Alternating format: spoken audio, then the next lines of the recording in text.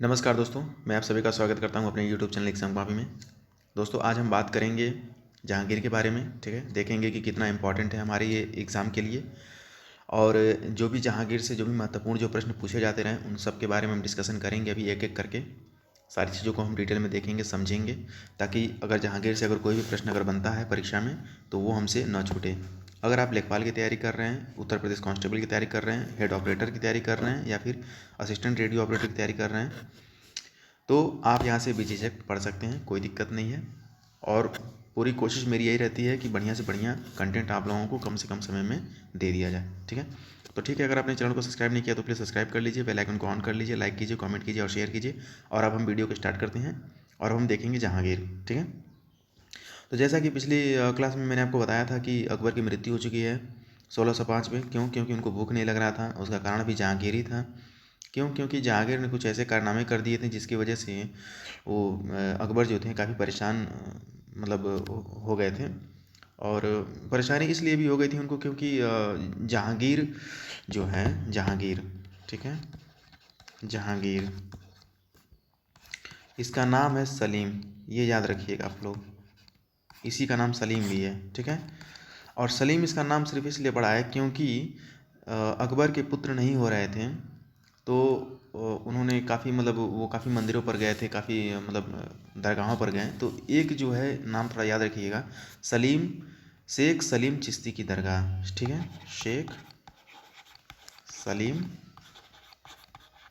सलीम चिश्ती, चिश्ती, शेख सलीम चिश्ती की दरगाह पर जाते हैं। उसके बाद उनको पुत्र रत्न की प्राप्ति होती है और उसी का नाम ये सलीम रख देते हैं। ठीक है, क्योंकि वो शेख सलीम चिश्ती की दरगाह पर जाने के बाद इनको प्राप्त हुआ था। ठीक है, तो जो आदमी बेचारा इतना मिन्नत करके, इतना मतलब प्रार्थना करके, देवी देवता को मना करके एक पुत्र प्राप्त कर रहा है, अब वही पुत्र बड़ा होकर के जब उसके खिलाफ जब जाएगा तो जाहिर सी बात है कि उसकी मृत्यु का कारण तो बन ही जाएगा। तो मतलब ये एक छोटी सी कहानी थी जो मैंने आप लोगों को बता दिया। ठीक है, और अब हम बात करेंगे एक एक करके जो भी इससे संबंधित जो भी इम्पोर्टेंट जो पॉइंट्स हैं जहांगीर से, उनको हम देखने जा रहे हैं। ठीक है, तो पहला पॉइंट तो यही आप लोग याद रखिएगा जो मैंने बताया आपको, ये भी इम्पोर्टेंट है। ठीक है, पूछ लिया जाता है। दूसरा जो पॉइंट है वो है सलीम का जो मुख्य शिक्षक जो थे वो थे अब्दुल रहीम। ठीक है, मुख्य शिक्षक क्या नाम था? तो अब्दुल अब्दुल रहीम खान खाना। ठीक है, अब्दुल रहीम के बारे में मैंने आपको पहले बता दिया था कि ये अकबर के 9 रत्नों में शुमार थे, 9 रत्नों में से एक थे ये। ठीक है, पहली बात। दूसरी बात कि ये अब्दुल रहीम वही हैं जो बैरम खां के पुत्र हैं। ठीक है, ये चीज़ मैंने आपको कल की क्लास में बता रखा है। ठीक है, तो इतना ध्यान रखिएगा कि जहांगीर का जो मुख्य शिक्षक जो था वो अब्दुल रहीम खान खाना था। ठीक है, अच्छा फिर आगे देखते हैं। अब देखिए, अकबर की तो मृत्यु हो चुकी है 1605 में, और आगरा के किले में सलीम का राज्याभिषेक भी हो जाता है। ठीक है, कब हुआ था? तो 3 नवंबर 1605, डेट याद रखिएगा, और यहीं से इसका कार्यकाल शुरू हो जाता है। ठीक है, इसका राज्याभिषेक हो चुका है। ठीक है, आगे देखते हैं। देखिए, क्या कहते हैं कि जहांगीर के एक ज्येष्ठ पुत्र था। ठीक है, जहांगीर का एक बड़ा लड़का था खुसरो, जिसने क्या किया कि 1606 में विद्रोह कर दिया था। ठीक है, और खुर्रम ने 1622 में खुसरो को मरवा दिया। ठीक है, तो इस चीज़ को थोड़ा सा समझिएगा कि जैसे देखिए जहांगीर, जहांगीर, ठीक है, जहांगीर के 2 बेटों के बारे में हम जिक्र करने जा रहे हैं। ठीक है, एक जो है, क्या नाम है उसका? खुसरो, खुसरो। ठीक है, एक खुसरो है और दूसरे का नाम लिख लीजिए खुर्रम, खुर्रम। ठीक है, खुर्रम। ठीक है, तो हुआ यूं कि खुसरो ने 1606 में, यानी कि इसने 1606 में विद्रोह कर देगा किसके खिलाफ? अपने पिता के खिलाफ, जहांगीर के।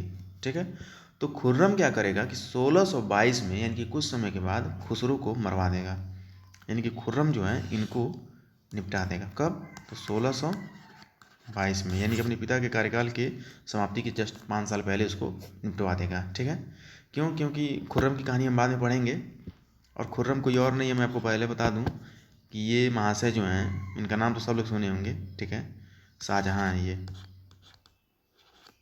शाहजहाँ।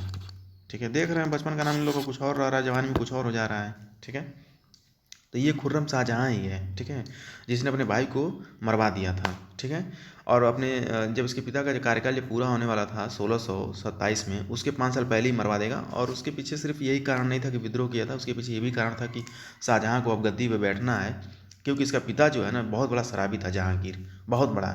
मतलब समझ लीजिए कि अपने पूरे 22 साल के कैरियर में, अरे 1605 से आप 1627 तक जाएंगे तो कितना आएगा? 22 साल बैठेगा। तो पूरे 22 साल के कैरियर में अपने ये 15 साल तो बेड पर था, यानी कि बस दारू पीना है, इसको सोना है, और कुछ नहीं, और किसी चीज़ से कोई मतलब नहीं। ठीक है, और नूरजहाँ से काफ़ी प्यार भी करता था जहांगीर। ठीक है, जो कि इसकी पत्नी थी। तो मतलब एक तरह से आप समझ सकते हैं कि एक बढ़िया राजा नहीं था ये, बहुत ख़राब था ये। ठीक है, और मुगल काल में आप देखेंगे कि सबसे अंतिम जो प्रभावशाली जो राजा रहेगा औरंगजेब, और उसके बारे में हम पढ़ेंगे अब अगली क्लास तो नहीं, लेकिन उसकी अगली क्लास जो होगी वो औरंगजेब की होगी। ठीक है, तो अभी मैं आप लोगों को इतना बताना चाहता हूँ कि खुर्रम का नाम ध्यान रखिएगा कि यही शाहजहाँ है, और अपने भाई को ये 1606 में तो विद्रोह करता है, और 1622 में उसको निपटा देता है ये। ठीक है, अच्छा, फिर अगला देखते हैं। अगला पॉइंट याद रखिएगा कि वही नूरजहाँ से संबंधित है। 1611 में, यानी कि गद्दी पे बैठने के ठीक 6 साल के बाद जहांगीर क्या करता है? मेहरुन्निसा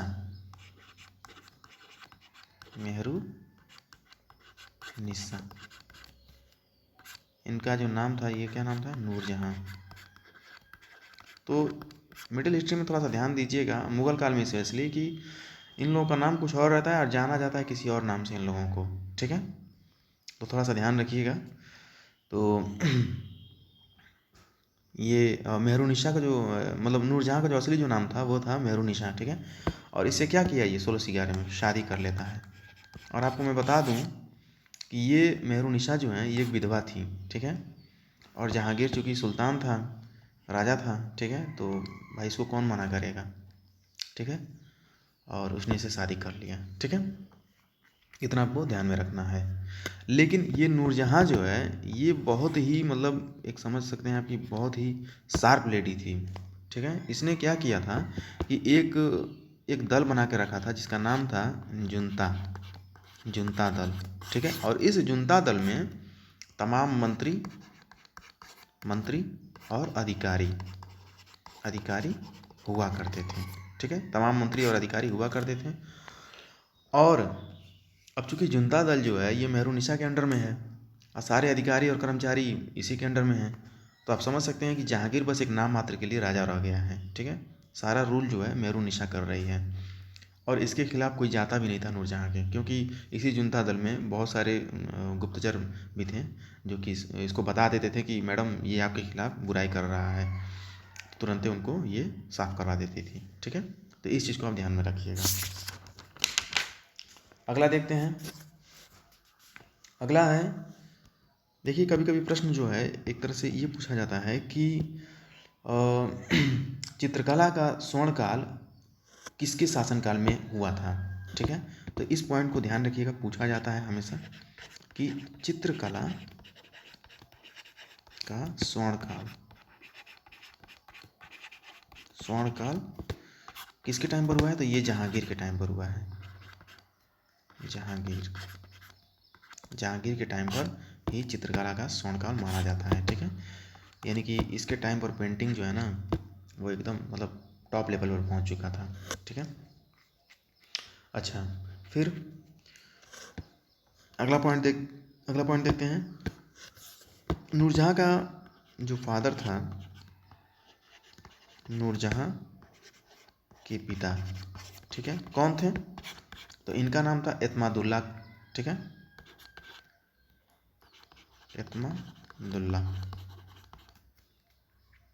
एतमादुल्ला। ठीक है, इसने क्या किया था कि अपने फादर के लिए, अब चूंकि सब कुछ इसी के अंडर में था एक तरह से, जहांगीर तो बस नाम मात्र के लिए है, रानी तो मेन यही है, ठीक है। तो इसने क्या किया था कि अपने पिता के लिए एतमादुल्ला का मकबरा बनवाया था 1622 से 1628 में, ठीक है। तो इस चीज़ को ध्यान रखिएगा कि एतमादुल्ला एतमादुल एतमादुल एतमादुल्ला का मकबरा, एतमादुल्ला का मकबरा इसने बनवाया था। कब बनवाया था? तो 1622 से 28 के बीच में, ठीक है। थोड़ा टाइम लगा था लेकिन बनवाया था इसने 6 साल के अंदर। और फिर 1627 में तो जहांगीर ख़त्म हो जाएगा, मतलब उसका शासनकाल ख़त्म हो जाएगा, फिर शाहजहाँ आ जाएगा, ठीक है। लेकिन इस चीज़ को आप ध्यान रख सकते हैं क्योंकि ये वन लाइनर क्वेश्चन ये पूछ लिया जाता है, ठीक है। जैसे कि ग्रुप डी की अगर आप तैयारी कर रहे हैं या कांस्टेबल की तैयारी कर रहे हैं तो वहाँ पर ये डायरेक्ट क्वेश्चन आ जाता है कि नूरजहाँ के पिता जो एतमादुल्ला का मकबरा कब बना था, ठीक है।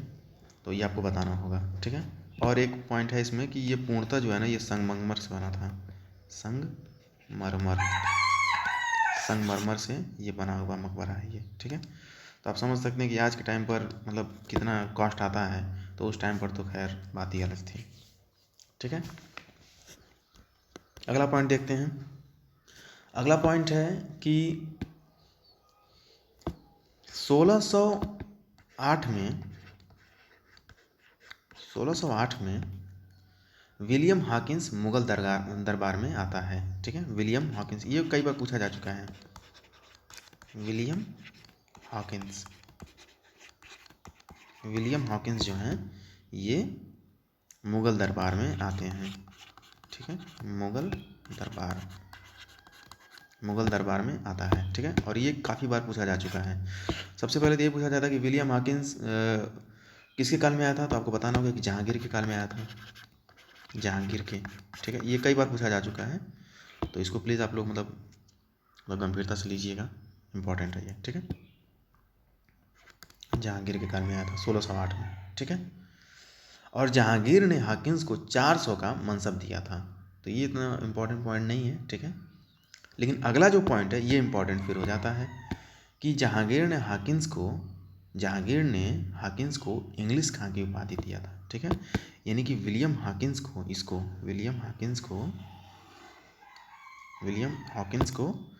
इंग्लिश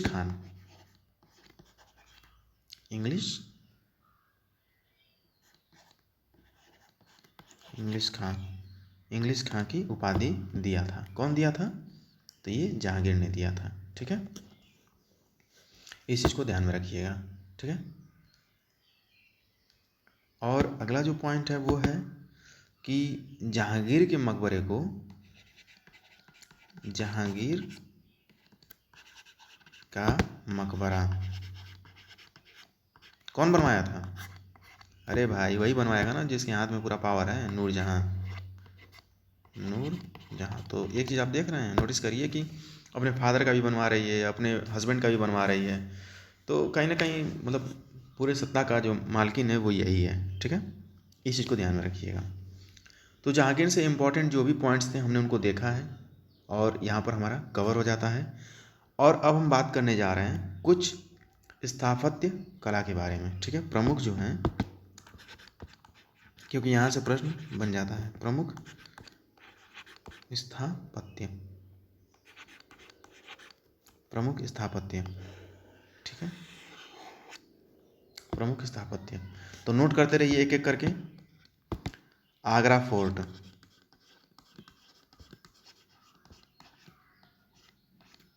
फोर्ट, ठीक है। और फतेहपुर सीकरी,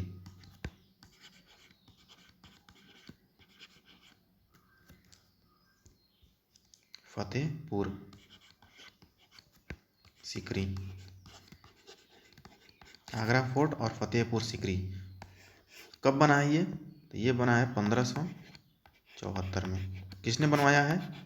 तो बनवाया है अकबर ने। अकबर नाम याद रखिएगा, ठीक है। तो आगरा फोर्ट और फतेहपुर सीकरी का निर्माण 1574 में अकबर ने कराया था, ठीक है। इसको ध्यान रखिएगा। फिर अगला जो है वो है ताजमहल। ताजमहल ये तो सभी को पता होगा किसने बनवाया था, ठीक है, ताजमहल। और जामा मस्जिद, जामा मस्जिद दिल्ली वाला, ठीक है, दिल्ली, ठीक है। और लाल किला, लाल किला, ठीक है, रेड फोर्ट। तो ताजमहल और जामा मस्जिद का निर्माण कब हुआ था? तो ये हुआ है आपका 1648 में, ठीक है। अच्छा, फिर लाल किले का जब निर्माण कब हुआ है? एक मिनट, थोड़ा सा मिस्टेक हो गया, इसको आप मिटा दीजिए। मैं चाह रहा हूँ कि एक ही पेज में, मतलब एक ही लाइन में हो जाए ये, ठीक है। ताजमहल और लाल किला, एक बात लिख लीजिए आप लोग, लाल किला, लाल किला निर्माण कब हुआ है? तो 1648 में हुआ है, लाल किला और ताजमहल 1648, ठीक है। और जामा मस्जिद, जामा मस्जिद दिल्ली वाला, ठीक है, ये कब हुआ है? तो ये हुआ है 1656 में, यानी कि ठीक इसके 8 साल के बाद, ठीक है। लेकिन इन तीनों में कॉमन क्या है? तो इन तीनों में कॉमन है शाहजहां, शाहजहां, ठीक है। यानी ताजमहल का निर्माण 1648 में किसने कराया? शाहजहां ने। लाल किले का निर्माण 1648 में किसने कराया? शाहजहां ने। यानी कि आप ये कह सकते हैं कि ताजमहल और लाल किला, इन दोनों का निर्माण एक ही समय पे हो रहा है शाहजहां के द्वारा। लेकिन जामा मस्जिद जो है, इसका निर्माण होगा 1656 में, यानी कि ठीक 8 साल के बाद, यानी कि ताजमहल के ठीक 8 साल के बाद इसका निर्माण होता है। और निर्माणकर्ता कौन है? तो वो शाहजहां ही है, ठीक है। इस चीज़ को ध्यान रखिएगा। तो इतना ही इसमें इम्पॉर्टेंट है, ठीक है। और भी जो इम्पोर्टेंट है उसको मैं देख लेता हूँ। तो देखिए, जहांगीर से संबंधित एक पॉइंट और है, उसको थोड़ा ध्यान रखिएगा कि जहांगीर ने क्या कर रखा था कि एक न्याय की घंटी, न्याय की घंटी, ठीक है, न्याय की घंटी इसके महल के बाहर, यानी कि जहांगीर के महल, महल के बाहर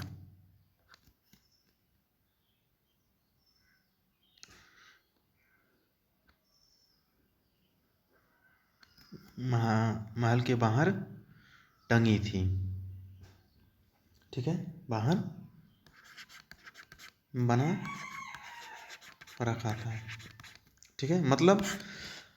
मतलब ये है कि जैसे मान लीजिए कि ये इसका महल हो गया, ठीक है, ये पूरा एकदम विशाल इसका महल है ऐसे। तो यहीं कहीं ये बाहर एक न्याय की घंटी को बांध करके ये रखा था, ठीक है, पूरा बढ़िया से।